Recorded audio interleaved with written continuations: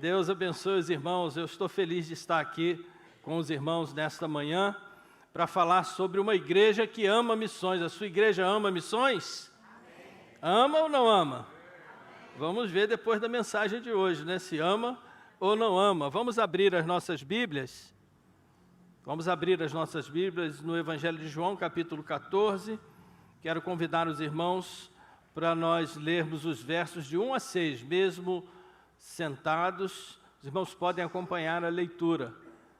Evangelho de João, capítulo 14, versos de 1 a 6. O verso 6 é o verso da divisa da nossa campanha.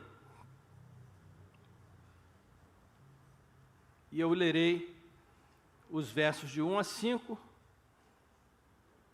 E depois os irmãos repetirão comigo o verso 6. Não se turbe o vosso coração, credes em Deus, crede também em mim. Na casa de meu pai há muitas moradas. Se não fosse assim, eu vô-lo teria dito, vou preparar-vos lugar. E quando eu for e vos preparar lugar, virei outra vez, e vos levarei para mim mesmo, para que onde eu estiver, estejais vós também.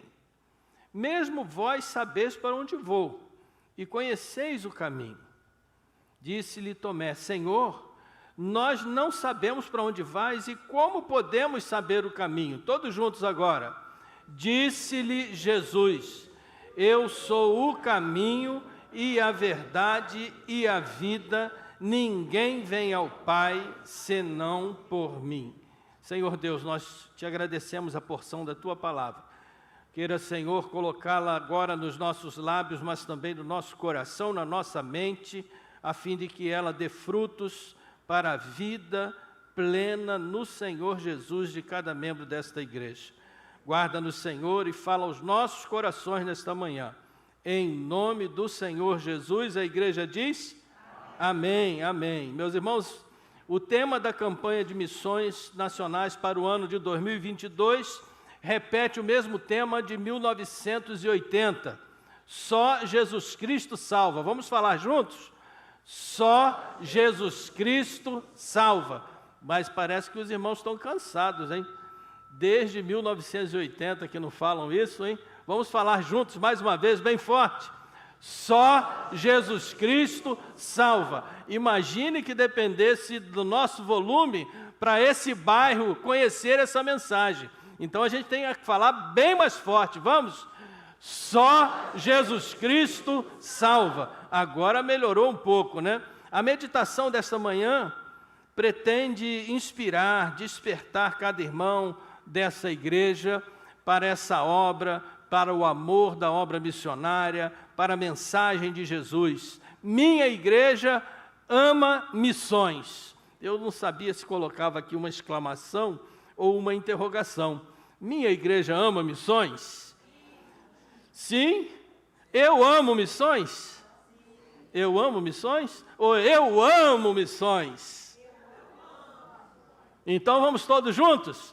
Eu amo missões. Quem falar mais forte ganha uma balinha missionária, hein? Preparem-se aí, vamos ver quem fala mais forte, hein? No 3, 1, 2. Eu amo missões. Eu acho que o Marquinhos ganhou 2 balinhas, né? Mas todos vão ganhar agora.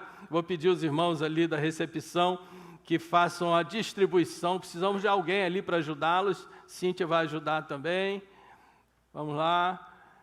Meus irmãos, nós temos agora uma mensagem doce do Senhor para a sua vida. E essa balinha aí vai ajudar a adocicar um pouquinho o seu paladar. Mas eu gostaria que você olhasse para ela, porque nela tem uma mensagem missionária. Nela tem uma mensagem de amor por missões. Eu amo missões. Minha igreja ama missões. Quem ama missões estabelece um alvo de fé para a campanha de missões de 2022. Quem ama missões, ora por missões nacionais. Quem ama missões, promove a obra missionária, participa da campanha, ora, contribui financeiramente, mas principalmente contribui influenciando pessoas para o Evangelho do Senhor Jesus Cristo. Quem ama missões, ama a Junta de Missões Nacionais. A Junta de Missões Nacionais é a agência missionária dos batistas brasileiros. A Junta de Missões Nacionais é você nos campos missionários, é você organizando a obra de missões, é você sustentando os missionários, é você sustentando toda uma estrutura para alcançar milhões de pessoas num Brasil gigantesco como o nosso.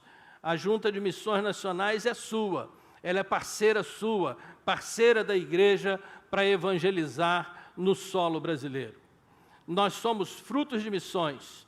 A Junta de Missões foi organizada em junho de 1907. Então, meus irmãos, nesse ano, no mês de junho, completaram-se 115 anos de ininterruptos trabalhos missionários no solo brasileiro para a honra e para a glória do Senhor Jesus. Missões está no nosso passado, está no nosso presente e está no nosso futuro. O futuro do Brasil Batista está em missões. Nós precisamos alcançar todos os brasileiros com a mensagem do Senhor Jesus.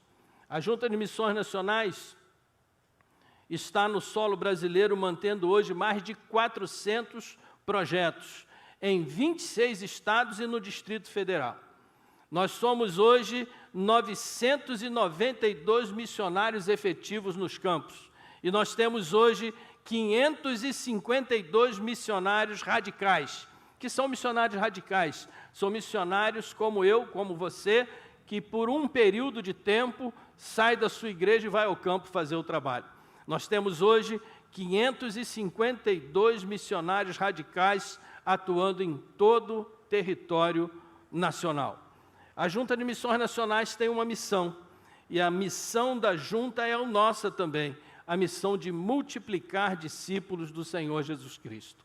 Nossa igreja tem dado uma ênfase, por último, no discipulado. O que é o discipulado? Senão a multiplicação de discípulos. Visão: alcançar todos os brasileiros com o Evangelho. Qual é a estratégia de missões? Orar. Depender de Deus, confiar no Senhor, com o objetivo focado em transformação de vidas pelo poder do sangue do Senhor Jesus. Missões Nacionais têm um lema: avançar sempre na evangelização, avançar sempre no discipulado, avançar sempre alcançando pessoas no solo brasileiro. E o ideal da Junta de Missões Nacionais devia ser também o nosso ideal. O ideal de glorificar o Senhor Jesus em tudo que faz.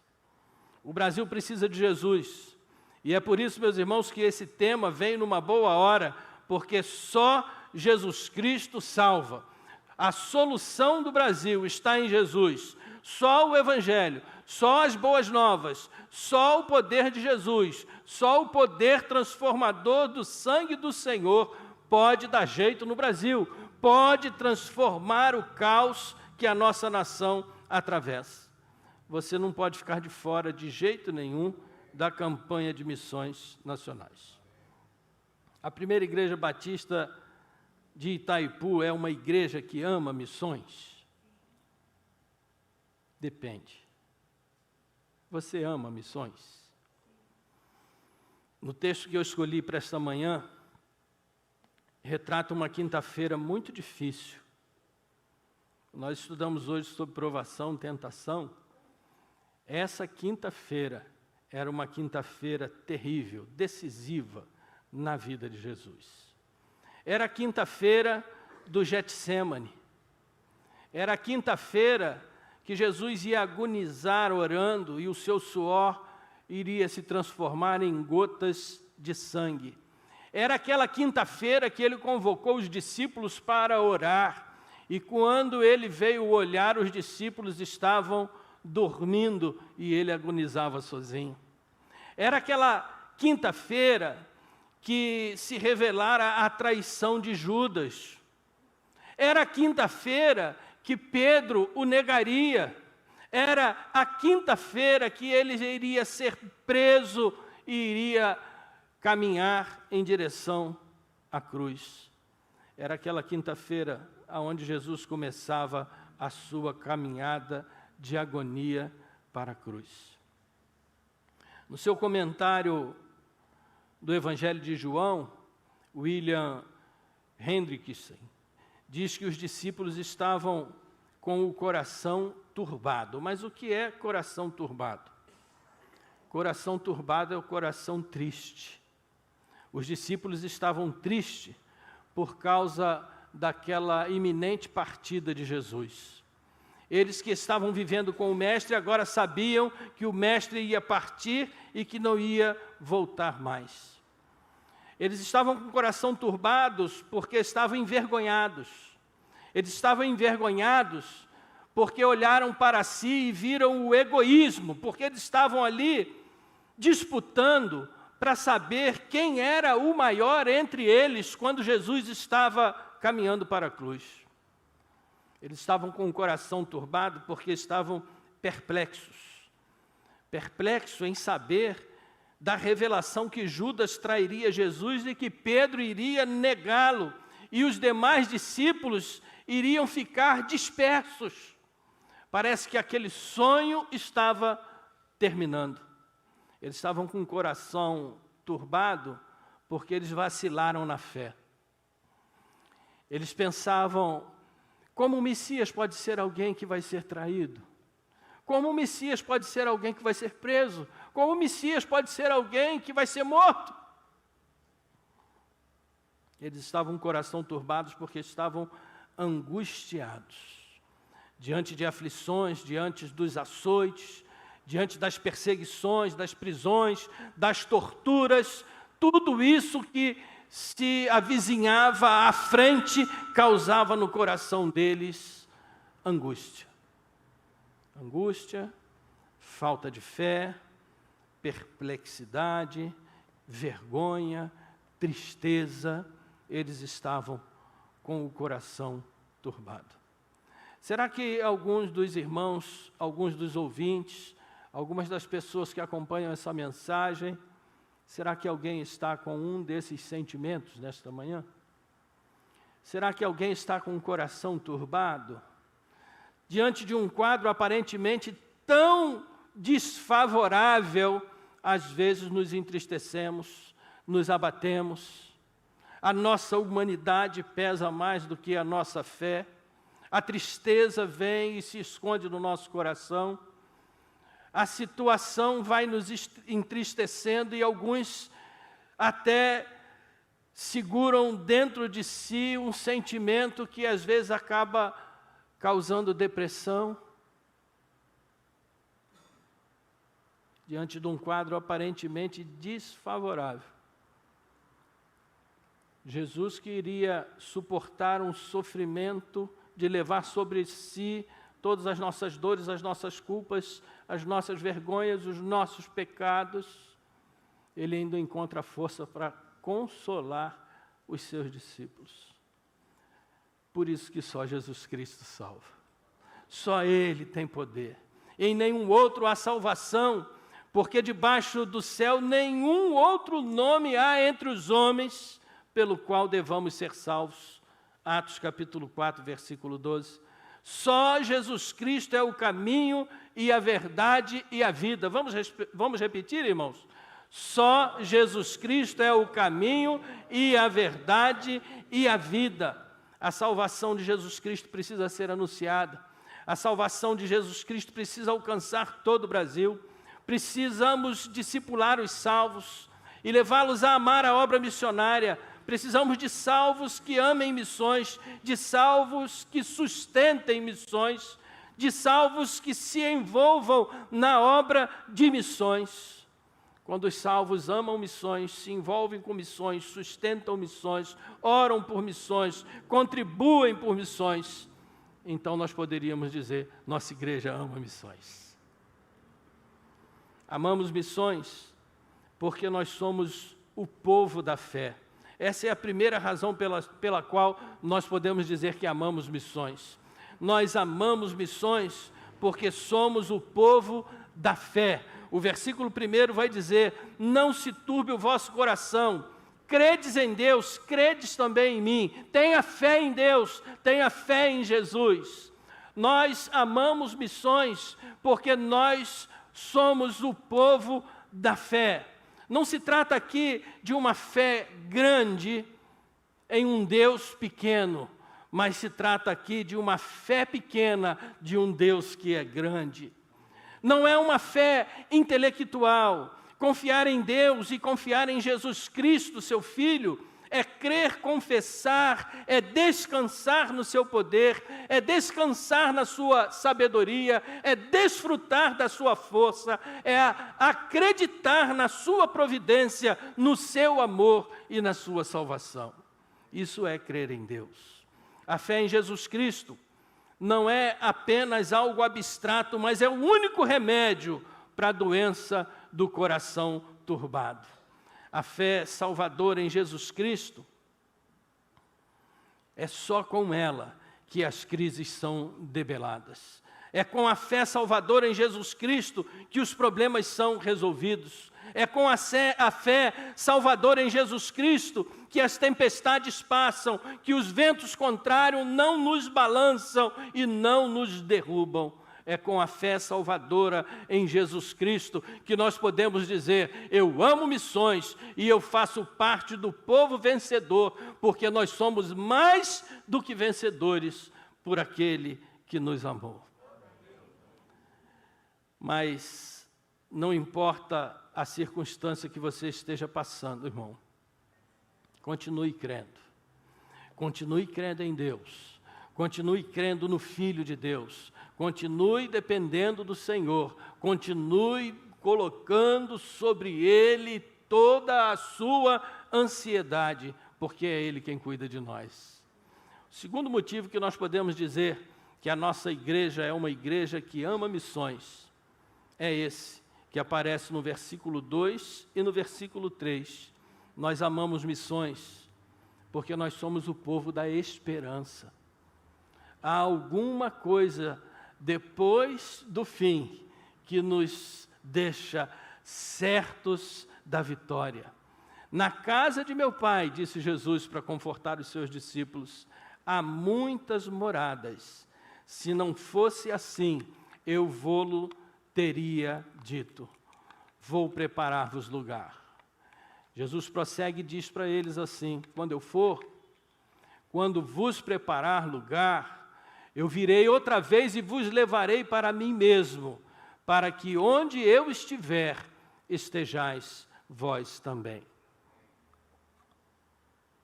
Irmão, responda uma questão: aonde está Jesus? Aonde está Jesus? Se eu perguntar para os meninos que estão no culto lá embaixo, eles vão dizer: ó, Jesus está aqui no meu coração. Se eu perguntar para os pastores, eles vão dizer assim: Jesus está aqui, porque a Bíblia diz que onde estiverem 2 ou 3 reunidos, estarei ali. Mas se a gente disser assim, aonde Jesus está, alguém vai lembrar e vai dizer assim: ah, Ele está à direita de Deus. Meus irmãos, Jesus, Ele é Deus, Filho onipresente, Ele está em todos os lugares. Mas Jesus diz assim: eu vou levar vocês para mim mesmo, para que onde eu estiver, estejais vós também. Essa é a esperança do povo que ama Jesus. Paulo, escrevendo aos Coríntios, nos ensina em 1 Coríntios 15, 19, que se nós esperarmos em Jesus Cristo apenas nesta vida, nós somos os mais miseráveis de todos os homens. A nossa esperança não se limita a essa vida, a nossa esperança está na glória do Senhor, porque nós estaremos participando da sua glória. Nós somos o povo da esperança. Apocalipse capítulo 22, versículo 20, diz assim: aquele que testifica essas coisas diz: certamente cedo venho. Amém. Todos juntos? Ora, vem, Senhor Jesus. Ah, meus irmãos, eu e você não podemos descuidar que temos uma promessa valiosa, a promessa da esperança, a promessa do céu. E Jesus, nesse texto, Ele descreve para os discípulos maravilhas do céu. É claro que, conforme diz a própria Bíblia, o que está revelado não é nem um pedacinho da grande glória que teremos no céu, mas aqui no versículo 2, Jesus nos ensina que o céu é a casa do Pai. Ele vai continuar no versículo 2, vai dizer que o céu é o lugar onde há muitas moradas. No versículo 3, ele vai dizer que o céu é o lugar preparado para um povo preparado, o povo de Deus. O céu é o lugar do povo de Deus. O céu, no versículo 3, é o lugar onde teremos comunhão eterna com Cristo. Quando Jesus ia partir, ele conforta os seus discípulos, dizendo que essa separação seria momentânea, mas ele garante que a comunhão no céu será eterna, será para sempre. E em breve, diz a palavra de Deus, Jesus vai voltar e vai buscar a sua igreja, e é por isso que nós podemos dizer que amamos missões, porque nós somos o povo da esperança. Quando nós olhamos o versículo 6, nós vamos aprender que amamos missões porque somos um povo de Jesus. Disse-lhe Jesus: eu sou o caminho e a verdade e a vida. Ninguém vem ao Pai senão por mim. Nesse verso, Jesus responde a pergunta do incrédulo Tomé. Tomé faz a pergunta mais óbvia, mas tem a resposta que vem com uma das declarações mais importantes registradas no Evangelho. Tomé toma coragem no meio dos discípulos e diz: Senhor, alto lá, nós não sabemos para onde vais. Senhor, se nós não sabemos nem para onde vais, como é que nós vamos poder saber o caminho? Era quase que dizer, o onisciente é o Senhor, não somos nós. Revela-nos a nós. E Jesus então diz a eles: eu sou tudo. Eu sou o caminho, eu sou a verdade, eu sou a vida. E se alguém quer conhecer o Pai, se alguém quer chegar no Pai, é comigo, disse Jesus. Aqui, meus irmãos, Jesus está mostrando para todos nós que Ele é a verdade que alimenta as nossas almas, que Ele é a vida que satisfaz a nossa alma, que Ele é o seguro e o único caminho que pode nos levar a Deus. No Evangelho do diabo diz que todos os caminhos levam a Deus. No Evangelho de Jesus Cristo diz: Ele é o único caminho para Deus. Jesus é o caminho para o céu. Ele é pessoalmente a porta do céu, a escada do céu, a entrada através de quem nos aproximamos de Deus. É pelo sangue de Jesus que temos a plena confiança para entrar na presença de Deus. Quando dobramos os nossos joelhos e nos dirigimos em oração a Deus, não é pelos nossos, mas é pelos méritos do Senhor Jesus, que nos prometeu que tudo quanto pedíssemos ao Pai, em nome dEle, o Pai o faria. Isso é promessa, irmãos. Isso é promessa para um povo que é o povo de Jesus. Jesus é toda a verdade. Jesus é a única verdade que satisfaz o anseio da alma humana. Jesus não é uma verdade, como se diz no brocado filosófico. Ele é a verdade em si mesmo. Ele é a verdade eterna. Jesus é a vida. Nele estava a vida. Ele veio para trazer a vida. Ele nos deu a vida. Ele deu a sua vida por nós. E é Ele mesmo que diz que nos deu a vida em abundância. No seu livro Imitação de Cristo, Tomás de Kempis escreveu um texto que eu quero que vocês leiam comigo. Na medida que eu for lendo, vocês vão repetindo, tá certo? Vamos começar? Sigam-me. Eu sou o caminho e a verdade e a vida. Não é possível andar fora do caminho. Não é possível conhecer fora da verdade. Não é possível viver fora da vida.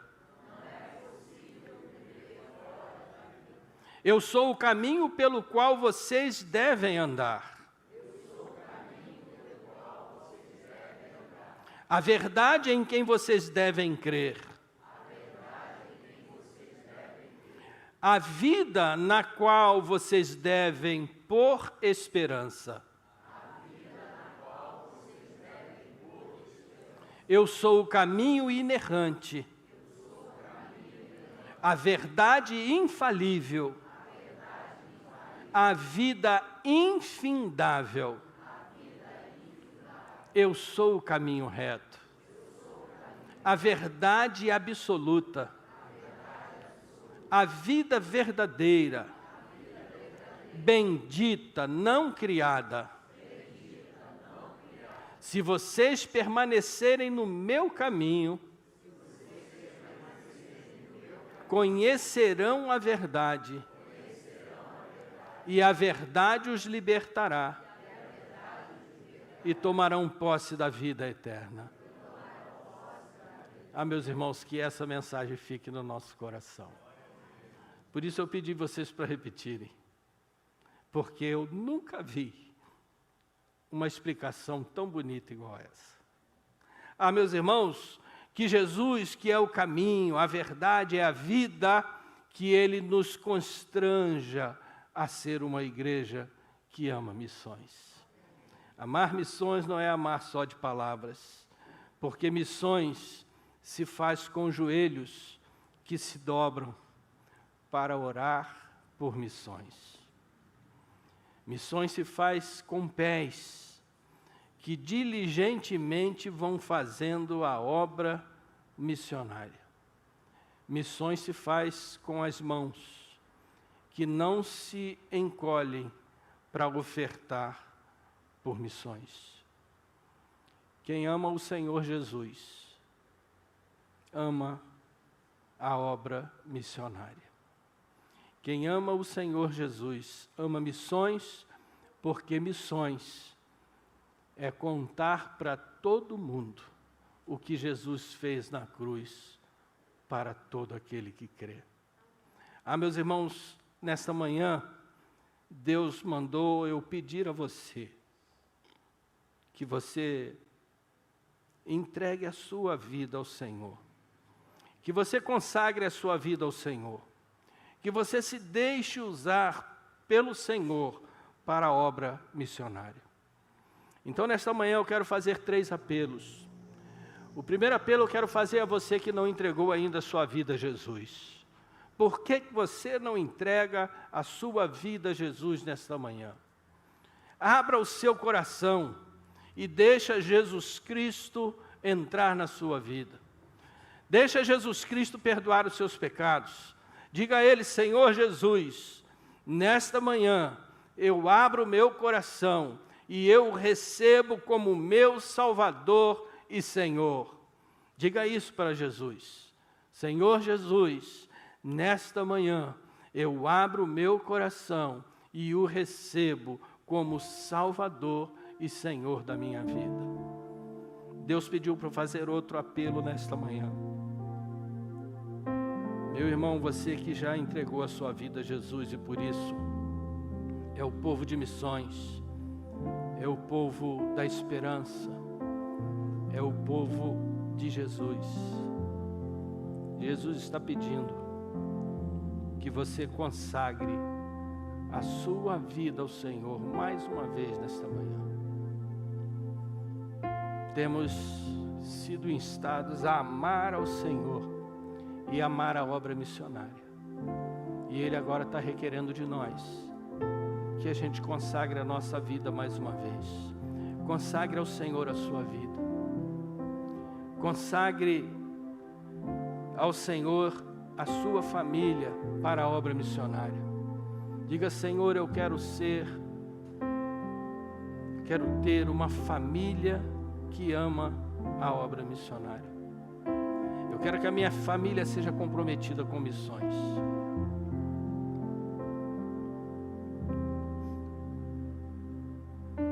E um terceiro apelo que Deus colocou no meu coração fazer a você nesta manhã. Há pessoas aqui conosco nesta manhã que têm uma vocação missionária. Há pessoas que já foram tocadas pelo Espírito Santo de Deus. E eu gostaria que nesta hora todos nós estivéssemos em espírito de oração. Os irmãos que estão aqui, os irmãos que estão na recepção, que todos nesse momento nos uníssemos em oração, porque o Espírito Santo de Deus está trabalhando para a salvação. O Espírito Santo de Deus está trabalhando para a consagração de vidas. E o Espírito Santo de Deus está trabalhando para o despertamento de vocações missionárias. Eu vou anunciar ao Brasil proclamar que Jesus Cristo salva. Nós vamos cantar o hino de missões mais uma vez. E se Jesus tocou no seu coração e você nesta manhã resolveu abrir o coração para Jesus, é a hora de você tomar a sua decisão. Se você, meu amado irmão, sentiu que precisa consagrar a sua vida ao Senhor, se o Espírito Santo tocou no seu coração para consagrar a sua vida, consagrar seus bens e família ao Senhor, essa é a hora de consagrarmos. E se você, meu querido irmão, foi tocado pelo Senhor e chamado para a obra missionária, é a hora que nós temos de entregar ao Senhor tudo aquilo que temos para entregar. Vamos ficar em pé, irmãos, e vamos cantar. Eu quero convidar os irmãos que desejarem entregar o coração a Jesus, venham aqui à frente. Que desejarem consagrar a sua vida ao Senhor, venham aqui à frente. E se você foi tocado pelo Senhor, com um chamado para a obra missionária, deixe também o seu lugar e venha à frente, porque a hora da consagração é agora. Pedir aos pastores que venham aqui à frente. Nós estamos também consagrando as nossas vidas sempre ao Senhor, não é? Venham também. E se os irmãos desejarem, venham se unir aqui a nós, os pastores.